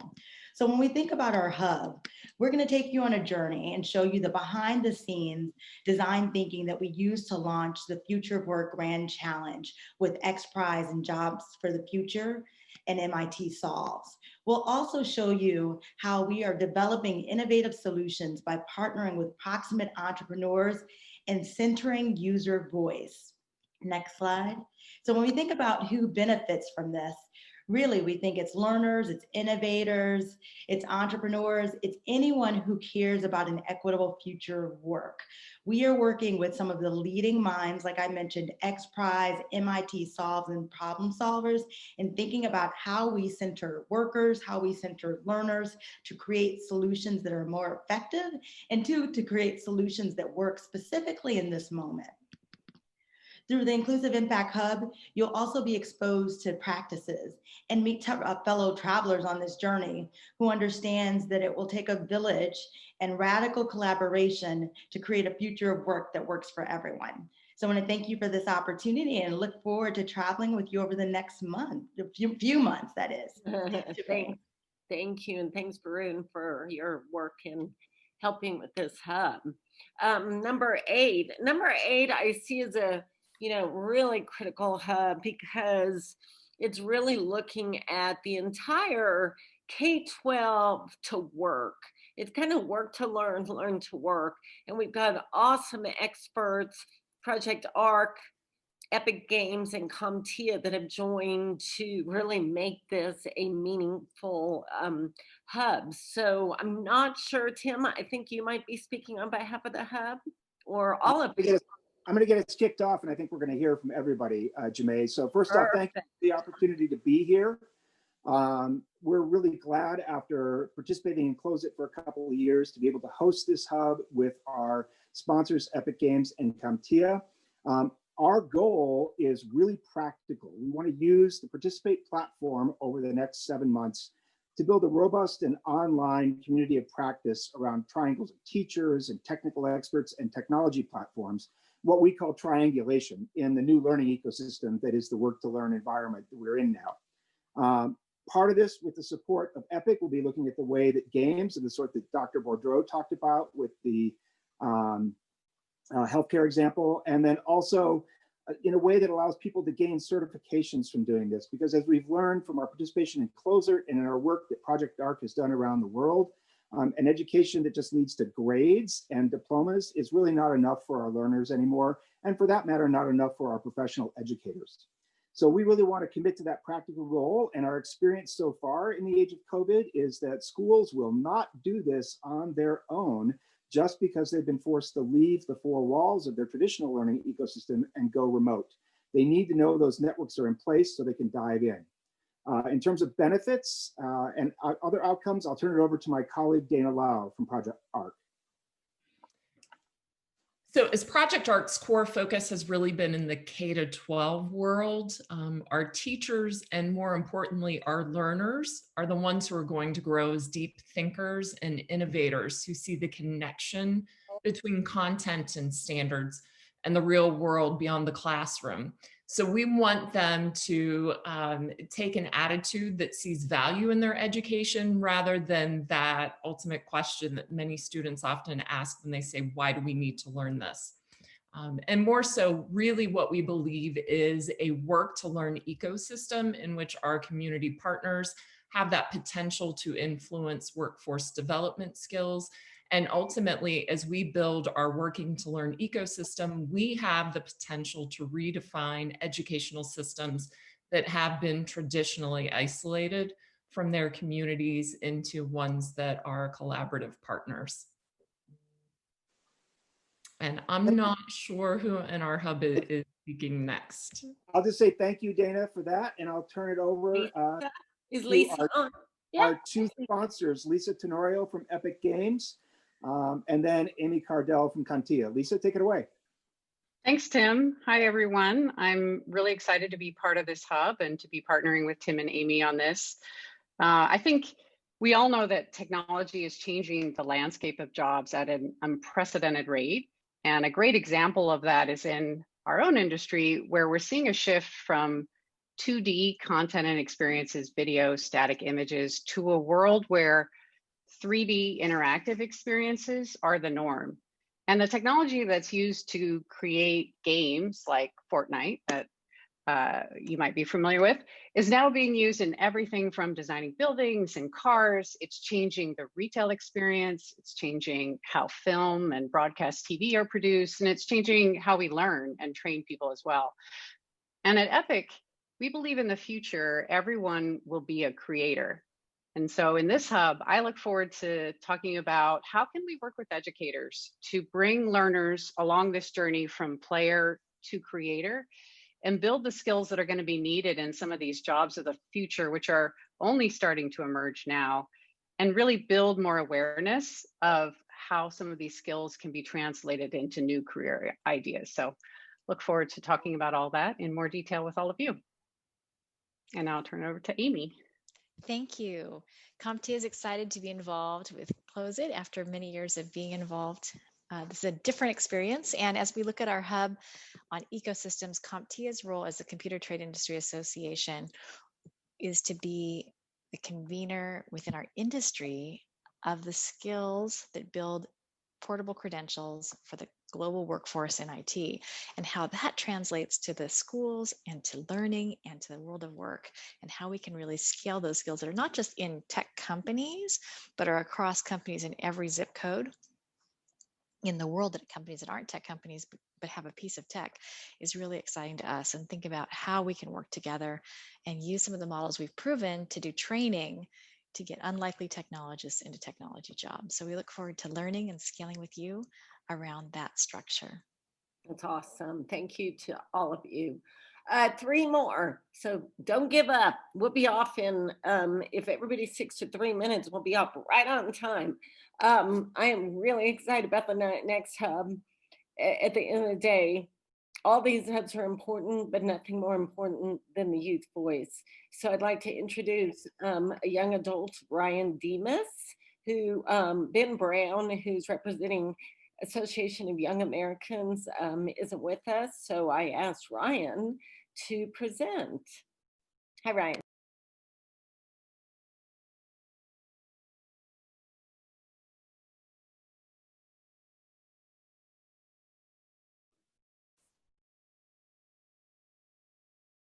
So Ryan's muted.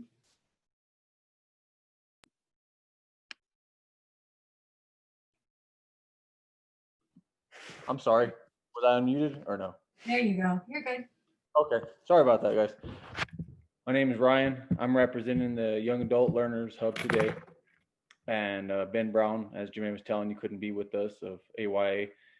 He's busy working with his 30,000 members from ages 18 to 30 before Tuesday's election.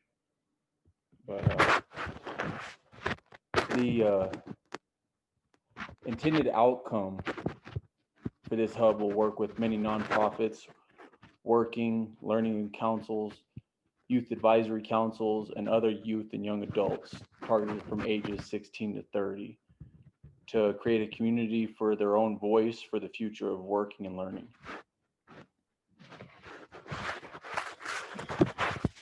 Some of the partners bringing youth and young adults to this hub are listed here, and many more will be added as we create this space for the voice of so many young people for the future of work.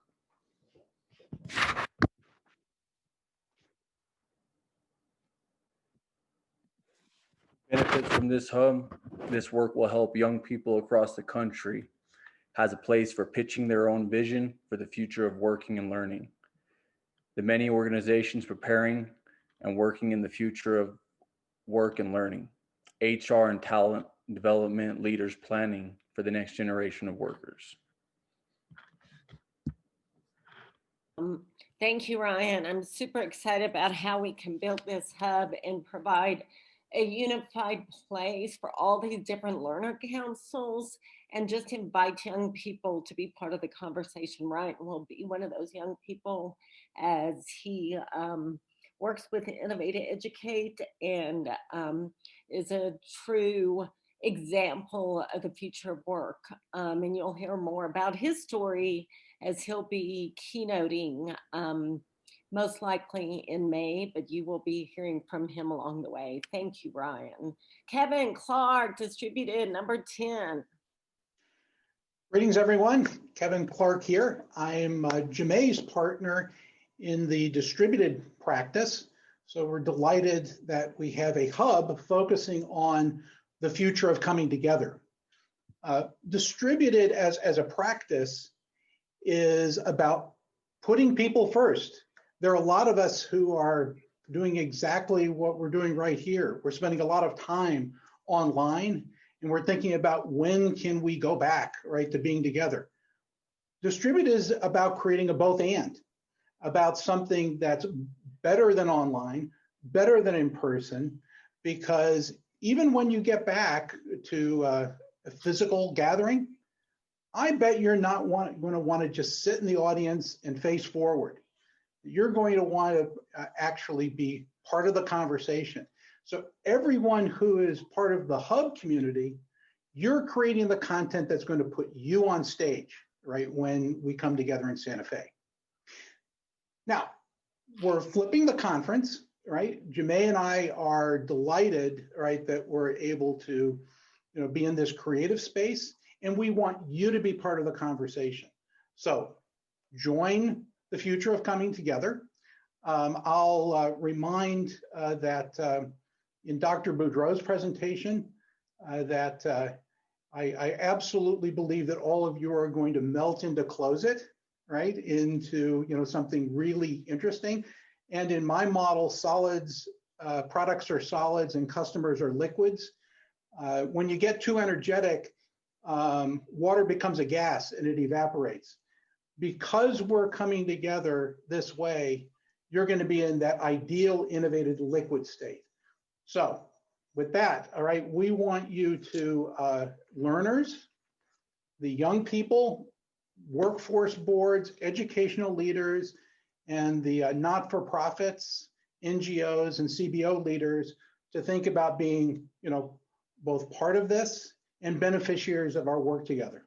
So with that, Jemay, it is so great, right, to be partnering with you and being part of Close It again. Last time as a participant, this time, providing some leadership with you.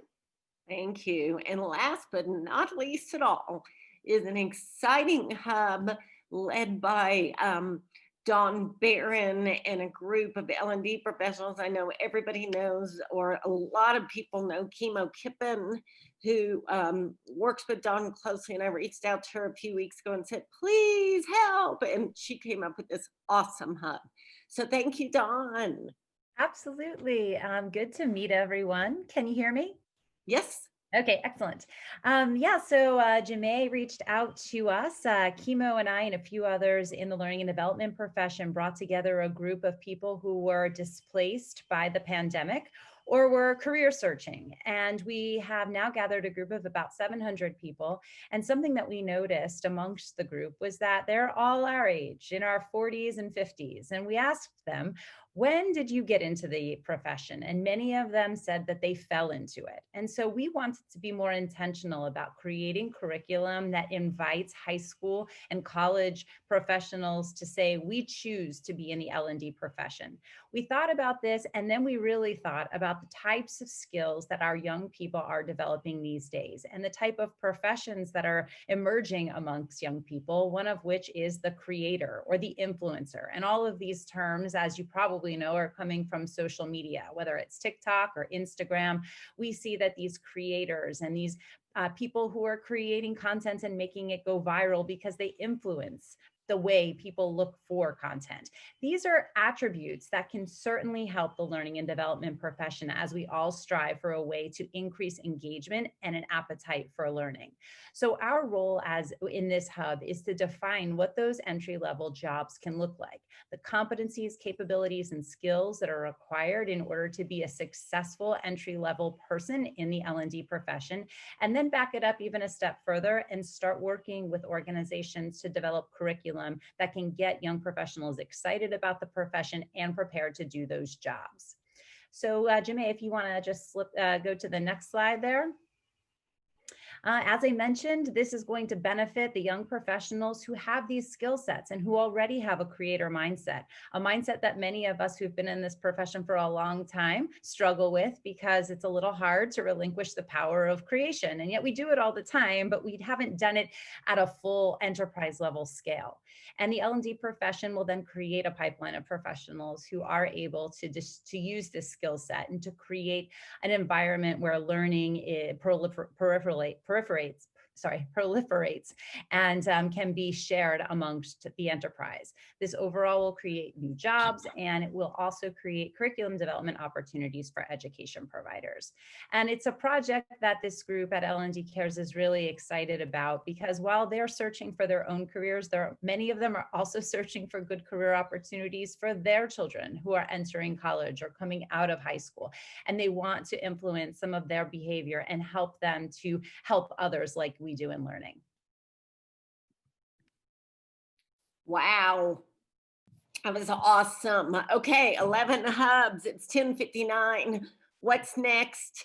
Lots of hub work. The hubs are going to start meeting. We invite you to share on social media. This is our next keynote. He's going to rock it like John did. Brian Alexander wrote a book last year saying what would happen to the future of higher education if we had a global pandemic. So we'll be sending an invite out for that. Thanks everybody for your commitment to the distributed model to ensure significant outcomes in the future of working and learning. Thank you.